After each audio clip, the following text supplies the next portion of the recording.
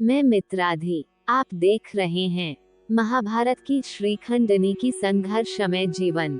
महाभारत काल की प्राचीन कथा। श्रीखंडी की जीवन से जुड़ी रहस्य से भरा जीवन यात्रा। शिखंडी को उसके पिता द्रुपद ने पुरुष की तरह पाला था, तो स्वाभाविक है कि उसका विवाह किसी स्त्री से ही किया जाना चाहिए। जब शिखंडी परिपक्वता की पारंपरिक उम्र में पहुंचा, तो द्रुपद ने उसका विवाह दशार्ण के राजा हिरण्यवर्मन की बेटी से करने का फैसला किया। शिखंडी की पत्नी को जल्द ही एहसास हुआ कि उसका पति एक पुरुष नहीं था, और हिरण्यवर्मन को जल्द ही इस जानकारी का पता चल गया। लेकिन शिखंडी की पत्नी को इस वास्तविकता का पता चला तो वह शिखंडी को छोड़ अपने पिता के घर चली गई।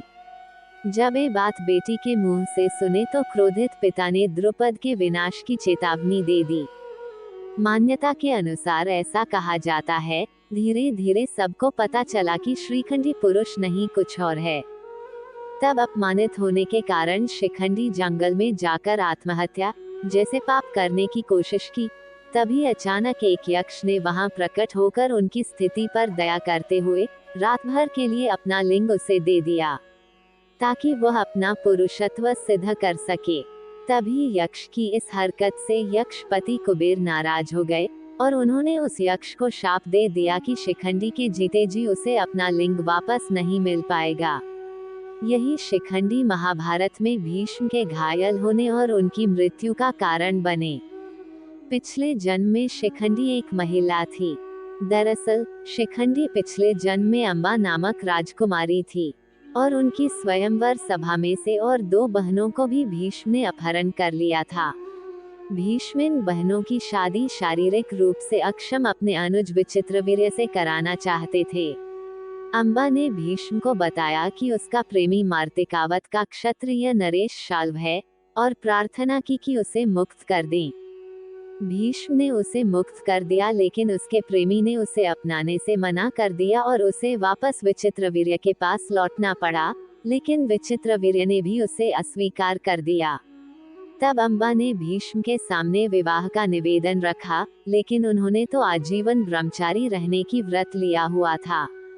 इसलिए नाराज अम्बा ने परशुराम से न्याय की गुहार की। परशुराम ने भीष्म से युद्ध किया, लेकिन परशुराम को निराशा ही हाथ लगी। तब निराश अम्बा ने शिव की आराधना की और यह वरदान मांगा कि इच्छा मृत्यु का वर पाए भीष्म की मृत्यु का कारण वह बने। शिव ने कहा कि यह अगले जन्म में ही संभव हो सकेगा।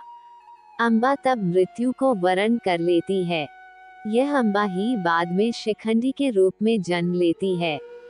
जब महाभारत युद्ध चल रहा होता है, भीष्म ने कृष्ण पर युद्ध धर्म के विरुद्ध आचरण करने का आरोप लगाते हुए एक स्त्री पर वार करने से मना कर अपना धनुष नीचे रख दिया। कृष्ण ने भीष्म को उत्तर दिया कि आपने हमेशा ही अपने द्वारा निर्धारित मानदंडों पर निर्णय लिया है और धर्म की अवहेलना की है। आज भी उन्हीं मानदंडों पर आप शिखंडी को स्त्री बता रहे हैं, जिसका पालन उसके पिता ने पुरुष की तरह किया है, और उसके पास यक्ष का दिया हुआ पुरुष लिंग भी है। इसी शिखंडी को भीष्म के सामने खड़ा कर दिया जाता है। भीष्म द्वारा बड़े पैमाने पर पांडवों की सेना को मार देने से घबराए पांडव पक्ष में भय फैल जाता है। तब श्री कृष्ण के कहने पर पांडव भीष्म के सामने हाथ जोड़कर उनसे उनकी मृत्यु का उपाय पूछते हैं। भीष्म कुछ देर सोचने पर उपाय बता देते हैं। इसके बाद भीष्म पांचाल तथा मत्स्य सेना का भयंकर संहार कर देते हैं। फिर पांडव पक्ष युद्ध क्षेत्र में भीष्म के सामने शिखंडी को युद्ध करने के लिए लगा देते हैं। युद्ध क्षेत्र में शिखंडी को सामने डटा देखकर भीष्म अपने अस्त्र त्याग देते हैं, क्योंकि भीष्म की प्रतिज्ञा थी कि वे किसी स्त्री से युद्ध नहीं लड़ेंगे।